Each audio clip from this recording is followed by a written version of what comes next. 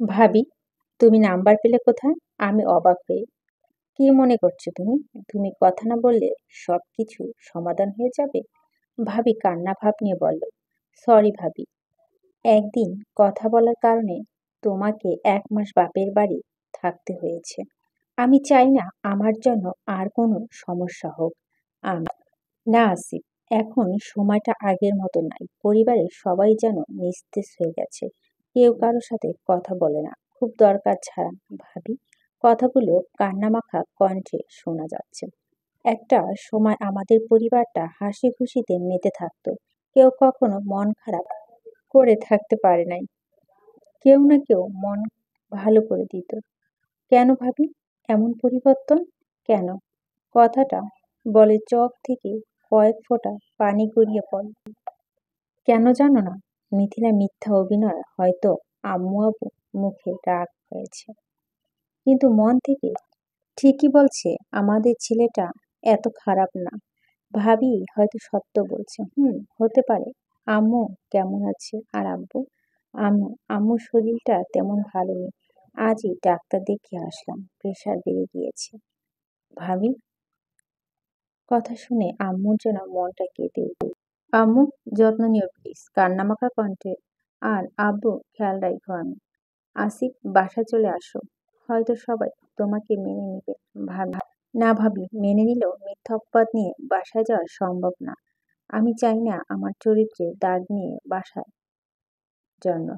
আসিফ তুমি কি আর ফিরবা না ভাবি? ফিরবো তো, তবে সর্বাঙ্গীন। আমি আচ্ছা আসিফ, তোমার কোনো সমস্যা হচ্ছে না তো থাকা খাওয়ার? ভাবি না ভাবি, সবকিছু খুব ভালোভাবেই চলছে। ভাবি এখন রেখে দাও, কেউ দেখলে সমস্যা হবে। কথাটা বলে মোবাইলটা রেখে দিলাম। সকালে ঘুম থেকে উঠে কলেজ, এর পর অফিস, আসা বাসা, এভাবেই চলছে দিনকাল। খুব ভালোই চলছিল। মাঝে মাঝে আম্মু আব্বু যেন মন কেঁদে ওঠে। এত অল্প বয়সে এত বড় একটা অপবাদ নিয়ে বাড়ি বাহিরে বেঁচে থাকাটা হয়তো অনেক কষ্ট হতো, কিন্তু ঘটনাচক্রে আজ রিমিদের বাসা থেকে সবকিছুই পাচ্ছি। আঙ্কেল আন্টি নিজের ছেলের ন্যায় ভালোবাসা, আর রিমি কেয়ার, সবকিছু মিলে খুব ভালো আছি। জানি না এই ভালো কতদিন থাকবে, কারণ রিমি আমাকে ভালোবাসে আর আমি দিন দিন রিমির প্রতি দুর্বল হয়ে পড়ছি। আমি না, আমার মন হয় যে কেউ রিমি ভালোবাসার মূল্য না দিয়ে পারতো না। এত ভালোবাসা, এত কেয়ার, একটা সত্যিকার ভালোবাসা ইঙ্গিত দেয়। তবে রিমিকে নিয়ে খুব ভয় হয় মাঝে মাঝে, যে আবেগ দেখিয়ে ফেলে। চিন্তার বিষয় হলো যদি কোনো কারণে রিমি আমাকে না পায় আর আঙ্কেল আন্টি ব্যাপারটা মেনে না নেয়, উল্টো পাল্টা কিছু করে না বসে। আর আঙ্কেল আন্টি আমার সাথে রিমির ব্যাপারটা আসলে মেনে নেওয়ার মতো না। হয়তো যে কোনো বাবা মা তার মেয়েকে এমন ছেলে হাতে তুলে দিবে না, এই ভয় নিয়ে সময় পার করছি। দেখতে দেখতে চলে গেল আরো কিছুদিন। সামনে এইচএসসি পরীক্ষা, মানে আমার 15 দিন প্রিপারেশন। আলহামদুলিল্লাহ অনেক ভালো। আমাকে অনেক ভালো করতে হবে, নিজের পায়ে দাঁড়াতে হবে, রিমির যোগ্য হতে হবে। রিমির ভালোবাসার মূল্য হয়তো এভাবে দিতে হবে, কারণ আবেগ ভালোবাসা হয় না, নিজের পায়ে দাঁড়াতে হবে। ভালো কিছু করতে পারলে হয়তো আঙ্কেল আন্টি আমাকে মেনে নিতে পারবে। আর আমি কখনো আঙ্কেল আন্টির কথা বাইরে যেতে পারবো না। না জানি কোন দিন বলতে পারি কিনা আমি রিমিকে ভালোবাসি, বিয়ে করতে চাই। তবে পরীক্ষার জন্য আম্মুর কাছে দোয়া চাওয়ার খুব ইচ্ছা। আর 2 বছর পর আম্মুর কণ্ঠটা শোনা। আমি যখন মাধ্যমিক পরীক্ষা দিই, আম্মু আমার পাশে রাত 1টা পর্যন্ত বসে থাকতো, চা কফি বানিয়ে দিত, আর ভয় পাবো বলে আমার রুমে শুয়ে থাকতো। খুব মিস করি সেই সময়টা। হয়তো আর ফিরে আসবে না। রাতে ভাবিকে ফোন দিলাম, আসসালামু আলাইকুম ভাবি। আমি হুম আলাইকুম, কেমন আছো আসিফ? ভালো না। আম্মুর কথা খুব মনে পড়ছে। সামনে তো পরীক্ষা, আম্মুর কাছ থেকে দোয়া নেওয়ার জন্য ইচ্ছে করছে। সে সাথে আম্মুর কণ্ঠটা শুনতে মনটা ব্যাকুল হয়ে আছে। আমি আম্মুর কাছে দিব। ভাব আম্মু কি কথা বলবে? আর সবই তো জানে, তুমি আমার সাথে কথা বলো। পরে যদি আবার সমস্যা হয়, ভাবিকে আর বিপদে ফেলতে চাচ্ছি না। কি করবো এখন? ভাবি আম্মুর নাম্বারটা দাও। আগের নাম্বারটা খুঁজে পাচ্ছি না। ভাবলাম কথা না বলে কণ্ঠটা তো শুনতে পারবো। দিচ্ছি। ভাবি ফোনটা রেখে টেক্সট করে নাম্বারটা দিল। নাম্বারটা কল দিচ্ছিলাম আর হাত কাঁপছিল। আম্মু কি আমার পরিচয় পেয়ে নিজেকে কন্ট্রোল করতে পারবে না নাকি পরিচয় পাওয়া মাত্র ফোনটা রেখে দিবে? রিং হচ্ছে। হ্যালো, আসসালামু আলাইকুম। আম্মুর কণ্ঠ শোনার সাথে সাথে চোখ বেয়ে পানি নেমে আসলো। এই কণ্ঠটা যে আমার চিরচেনা, এত মধুর কণ্ঠ আমার মায়ের। আম্মুর কণ্ঠ আরেকবার শোনার জন্য চোখ মেরে থাকলাম। আম্মু আবার বলছে, হ্যালো কে? কথা বলছেন না কেন? আম্মু আমি আসিফ। কেমন আছো তুমি? কান্না থামিয়ে পারলাম না। কি আসিফ? আব্বু আমার। কই তুই? কেমন আছিস? কোথায় আছিস? একবারও কি আম্মুর কথা মনে নেই তোর? জন্য বাবা আমার কি কষ্ট হয়, তোর জন্য আমার চোখে পানি জোয়ায় না বাবারে। কাউকে বলতেও পারি না, বুঝতেও পারি না। তোর মুখে মা ডাক শোনার জন্য মনটা ব্যাকুল হয়ে আছে। তোর কোনো খবর পাই না। এতদিন পর মাকে মনে পড়লো। আম্মু আমার পরিচয় পেয়ে হয়তো নিজেকে কন্ট্রোল করতে পারে নাই। আম্মুর সাথে সাথে কেঁদে দিল। আম্মু আমি তোমাকে যতবার কল দিতে গেছি বুকে ভয়, না জানি আমার ফোন পেয়ে তুমি বিরক্ত হয়ে যাও। আমার মুখের উপর বলে দাও আসিফ নামে আমার কোনো ছেলে নাই। আমার ছেলে মারা গেছে। মা গো, সহ্য করতে পারবো না। তবে মা, তোমার কণ্ঠ, তোমার আদর পাওয়ার জন্য কত রাত কেঁদে কেঁদে কাটিয়েছি আমি জানি না। মা গো, এমন একটা পাপের বোঝা নিয়ে ঘুরতেছি, তোমার কথা মনে পড়ে কাঁদি কিন্তু কথা বলার সাহস পাই না। কান্না বিভোর হয়ে আছি। আসিফ, তুই তো এমন ছিলি না রে বাবা। তুই জানিস তোকে আবার মিথিলাকে একই রকম ভাবে দেখে আমার ভিতরটা মরে গেছি। আমি ঠিক মতো ঘুমাতে পারিনি। রাতে স্বপ্নের কান্না আওয়াজ পাই তোর কণ্ঠের মতো। বলে, মা আমি এমন করি নাই, আমাকে বুকে কেড়ে নাও। এই ছোট ছেলেটা কিভাবে তোমাকে ছাড়া থাকবে মা গো? কথাগুলো কানে বাজার পর ঘুম ভেঙে যায়। আর সারা রাত ঘুম নাই। তোর কথা মনে পড়ে খুব। আর চোখ বেয়ে পানি পড়ে। বাবারে, এমন জঘন্য কাজটা কি করে করলি তুই? আম্মুর কাকা করছে খুব ভালোভাবে বুঝতে পারছি। আম্মু আমি এমন বলতে গিয়ে আটকে যাই, কারণ প্রমাণ নেই। আর সব বলে দিব কেন এত ত্যাগ? আম্মু আমাকে মাফ করে দাও। জানি আমার এমন কাজে তুমি কষ্ট পাইছো। মাগো, আমিও আমার ভুল খুব ভালোভাবে বুঝতে পারছি। খারাপ নজরে কোনো মেয়ের দিকে তাকাই না। আম্মু আমার জন্য দোয়া করো। সামনে আমার পরীক্ষা। কান্না করছি আর মিথ্যাটা মিল রেখে বলছি। কিসের পরীক্ষা? তুই কি এসএস দিবি? আম্মু অবাক হয়ে, দিব। বাসা থেকে চলে আসার পর একটা বাচ্চাকে অ্যাক্সিডেন্ট থেকে বাঁচাই। আমার পা ভেঙে যায়। 1 মাস হাঁটা চলা নিষেধ ছিল। কোথাও যাবার নাই দেখে আমাকে আশ্রয় দেয়। আমার সেবা যত্ন করলো। আমাকে কলেজে ভর্তি হতে বললো। সেই সাথে চাকরি দিল। আঙ্কেল আন্টি অনেক ভালো। আমাকে অনেক আদর করে। বাবা দোয়া করি। কিন্তু আমাকে একটা সত্য কথা বলবি আম্মু? বলো আম্মু। তুই কি সত্যি মিথিলার সাথে এমন করেছিলি? আম্মু আবার কেঁদে দিল। হয়তো না শব্দটি শুনতে চায়। আম্মু, এখন এসব কথা বলার সময় না। কোনো একদিন হয়তো সব কিছু শুনতে পারবা। তবে একটা কথা আব্বুকে বললো না আমি ফোন দিছিলাম। আব্বু অনেক কষ্ট পাবে। রাখি মা। আর আমার জন্য কেঁদো না। খুব ভালো আছি। আর কোনোটা কোনটা সত্য কোনটা মিথ্যা সব তো চোখের সামনেই হলো। কথাটা বলে ফোনটা রেখে দিল। আমি পারছি না আম্মুকে মিথ্যা কথাগুলো বলতে, তবে মনে অনেক শান্তি আম্মুর সাথে কথা বলতে পারা। আম্মু এখন আমাকে ভালোবাসে। পরীক্ষায় চলে আসলো। আম্মুর সাথে মাঝে একবার কথা হয়েছে। আম্মু শুধু সত্যটা জানতে চায়। হয়তো ভাবি সবকিছু বলে দিয়েছে আর আম্মু মনে সেগুলো জায়গা করে নিয়েছে। আর আম্মু যে আমার কণ্ঠে সব স্বপ্ন শুনতে পায় কে জানে। কারণ বৈজ্ঞানিক গবেষণা আছে, মানুষ যে খেয়াল থাকে, মন যা চায় সেটাই বেশি চিন্তা করে, যা ভাবায় স্বপ্ন তাই দেখতে পায়। স্বপ্ন কতক্ষণ? মাত্র 3 সেকেন্ডের কম। যখন কেউ কোনো কিছু চোখের সামনে দেখতে পায় সেগুলো সে সেভাবে চিন্তা করবে আর সেভাবে দেখতে পাবে। আম্মু মন ছিল আমি আম্মুকে বলবো আমি এই কাজটা করিনি। আম্মু মন ছিল আমার ছেলেটা এত দূর কিভাবে আছে, কোথায় আছে, খায় কি? এই রকম চিন্তা যখন সারাদিন করে, রাতে সেই প্রশ্নগুলো আমার মার কণ্ঠে শুনতে পায় আম্মু আমাকে কাছে টেনে নেয়, তার আদর করে। আমি ছোট, একা থাকতে পারি না। খুব ভালো লাগছে আম্মু আমার প্রতি এমন ধারণা করার জন্য। পরীক্ষা দিচ্ছি, খুব ভালোভাবে পরীক্ষা শেষ করলাম। প্রতিটা পরীক্ষায় অনেক ভালো দিচ্ছি। এখন শুধু রেজাল্টের অপেক্ষায়। আমি লেখক আসিফ আগের অ্যাকাউন্ট নষ্ট করে দিয়েছিল। কত বন্ধু পাঠক পাঠিকা হারালাম, খুব কষ্ট লাগছে তাদের জন্য। আবার কি ফিরে পাবো তাদের? ফ্রি টাইম পার করছি। পরীক্ষার পর আশা আর রিমি অনেক জায়গা থেকে ঘুরতে আসলাম। রুমে শুয়ে আছি।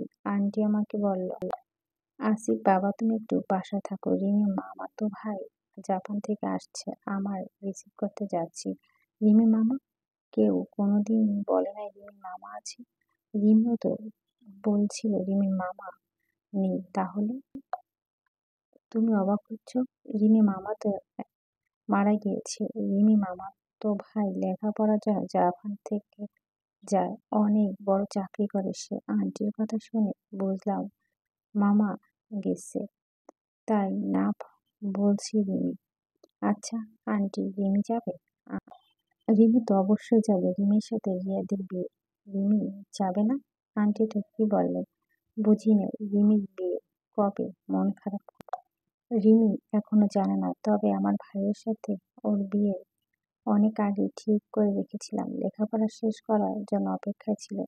রিয়ত আসার কয়েকদিনের জন্য বিয়ের কার্যক্রম শুরু। রিমি তো কোনো দিন বলে নাই। ভিতর থেকে কান্না বেরিয়ে আসলো। রিমি কেন আমাকে মিথ্যে ভালোবাসলো? না, রিমি কিছু জানে না, তবে রিমি রিয়তকে অনেক ভালোবাসে। আন্টি হাস্যোজ্জ্বল মুখ নিয়ে চলে গেল। আমার চোখ বেয়ে পানি পড়ছে, সাথে নানা প্রশ্ন। তাহলে কি রিমি আমার সাথে শুধু টাইম পাস করছে? কিন্তু রিমি ভালোবাসায় এমন কিছু তো দেখি নাই। নাকি অন্য ব্যাপার? আর ভাই হিসেবে ভালোবাসতেই পারে। কিন্তু আঙ্কেল আন্টি তো রিমি বিয়ে ঠিক করে ফেলেছে, তাহলে আমাদের ভালোবাসার কি হবে? রিমি কি বলতে পারবে আঙ্কেল আন্টিকে? আর রিমি না হয় বলবে, কিন্তু আমি কি পারবো? এটা তো অসম্ভব। আমি এই কথা কখনো আঙ্কেল আন্টির কাছে বলতে পারবো না। হতে পারে রেগে গিয়ে বাসা থেকে বের করে দিবে। আর আমার জন্য এত কিছু করার পর কি আঙ্কেল আন্টি বলতে পারবো? না, আমি পারবো না, রিমিকে হারিয়ে ফেলবো। আমি না হয় সবকিছু মেনে নিব, রিমি কি পারবে? কি করবো বুঝতেছি না। হঠাৎ রুমে রিমি। আসিফ আমাকে কেমন লাগছে? রিমি সেজে গুজে এসে।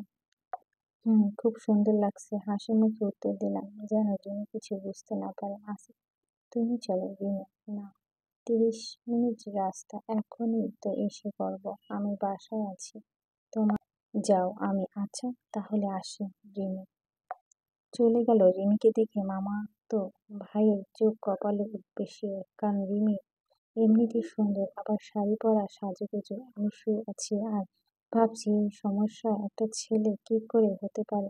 কেউ যে আমাকে ভালো বুদ্ধি দেবে এমন কেউ নেই, তাই উল্টাপাল্টা ডিসিশন নিয়ে পরে নিজেই ফেঁসে যেতে চাই।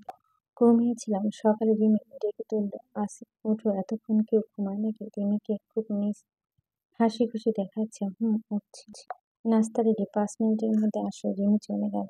আমি ফ্রেশ হয়ে নিচে যেতে দেখি সবাই নাস্তার টেবিলে বসে আছে, আমার জন্য হয়তো অপেক্ষা করছে। এই পরিবারে কেউ কাউকে ফেলে খায় না, আর আমাকে পরিবারে একজন মনে করেন। আজ টেবিলের নতুন একজন খুব স্মার্ট, এটাই হয়তো রিমির মামাতো ভাই, মানে রিমির হবু বর। আসসালামু আলাইকুম। আঙ্কেল আন্টির উদ্দেশ্যে, আসিফ বসো আঙ্কেল। চেয়ারে বসো। পরিচয় করে দিই, আসিফ এটা আমার ভাইয়ের ছেলে রিয়ত। আর রিয়ত এ হলো আসিফ, গাড়িতে যে ছেলেটা কথা বলছিলাম। ভাইয়ের ছেলে কি বলে? মেয়ের জামাই? আঙ্কেল উচ্চে হাসে। আন্টি মুচকি হাসছে। আর রিমির মামাতো ভাই হয়তো কিছুটা লজ্জা পেয়েছে, কিন্তু রিমির মুখে অন্ধকার নেমে এসেছে। কেমন আছেন ভাইয়া? আমি ভালো। তুমি? আলহামদুলিল্লাহ। আব্বু, তোমরা কোন মেয়ের সাথে রিয়াদ ভাইয়ের বিয়ে? আমার মেয়ে কয়টা? তোর সাথে বিয়ে? আঙ্কেল হেসে যাচ্ছে। আব্বু, ভাইয়া আসলো কাল, আজই বিয়ে ঠিক করে ফেললে? আর আমাকে তো জানাতে পারতাম। রিমি মন খারাপ করে। আমি কষ্ট করে হাসিমাখা মুখ করে বসে আছি। আগে নাস্তা করো, পরে সব কথা হবে। আন্টির কথা শুনে খেতে শুরু করছে সবাই। খাওয়া শেষ, রুমে যাচ্ছি। আসিফ, এইদিকে শোনো। আঙ্কেল? জি আঙ্কেল, বলেন। আগামী সপ্তাহে রিমির বিয়ে। বিয়ের সব দায়িত্ব তোমার। আচ্ছা আঙ্কেল, ঠিক আছে। রিমি আমার দিকে তাকিয়ে আছে। হয়তো ভাবছে আমি কি করে হাসি মুখে কথাগুলো শুনছি, কিন্তু আমার ভিতরে কি চলছে কি করে বুঝবে রিমি? আর রিমিকেও বুঝতে দেওয়া যাবে না। আমি রুমে চলে গেলাম। কিছুক্ষণ পর রিমি আসলো। আসিফ, আব্বু কি বলছে শুনছো? রিমি মন খারাপ করে ছোট করে উত্তর দিলাম। কি ভাবছো বলো? কি ভাববো? আঙ্কেলের ওপর কথা বলার সাহস কার আছে? আঙ্কেল যা বলছে তাই হবে। ভিতর ফেটে যাচ্ছে, তারপর বাইরে ঠিক রেখে বলছি। মানে আমাদের এতদিনে ভালোবাসার কি হবে? রিমি রেগে গিয়ে, যাই হয়ে যাক, আঙ্কেল আন্টির মনে কষ্ট দিতে পারবো না। আর পাত্রী হিসেবে আমার থেকে তোমার মামাতো ভাই অনেক গুণ ভালো। তাছাড়া আমার শর্ত ছিল আঙ্কেল আন্টি যা বলে তাই হবে। কথাগুলো বলতে চোখের কোণে পানি জমে গেল। কারণ আমি তো রিমিকে ভালোবাসি, অনেক ভালোবাসি, কিন্তু রিমির পরিবার থেকে বেশি না। ও তাই? তুমি ভাবছো আব্বুকে বলবে? আব্বু রাগ করে তোমাকে বাসা থেকে বের করে দিবে আর তোমার ভবিষ্যৎ বরবাদ। তোমার কাছে তোমার আমার ভালোবাসায় কিছুই না। তোমাকে নিয়ে শত স্বপ্ন বোনা এইগুলো কিছুর মূল্য নেই। তুমি তো স্বার্থপর। নিজের স্বার্থটাই খুঁজে বের করলে। রিমি কান্না করছে আর বলছে, রিমি, আমাকে ভুল বুঝো না। তোমার ভালোবাসা থেকে তোমার আব্বু আম্মুর ভালোবাসা হাজার গুণ বেশি। এত ভালোবাসা মানুষগুলো মনে আমি কষ্ট দিতে পারবো না। এতে করে যদি আমি স্বার্থপর হই তাই ভালো। চোখের পানি লুকিয়ে বললাম, জানি রিমি এগুলো সহ্য করতে পারছো না, তবে খুব ভয় করছে। রিমি যে রাগ উল্টোপাল্টা কিছু না করে বসে। বুঝছি তুমি ভয় পাচ্ছ, কিন্তু আমি ভয় পাচ্ছি না। আমি তোমাকে চাই। যে কোনো মূল্যে। রিমি রুম থেকে বেরিয়ে গেল, না জানি আঙ্কেল আন্টির কাছে এই কথাগুলো বলে দেয়।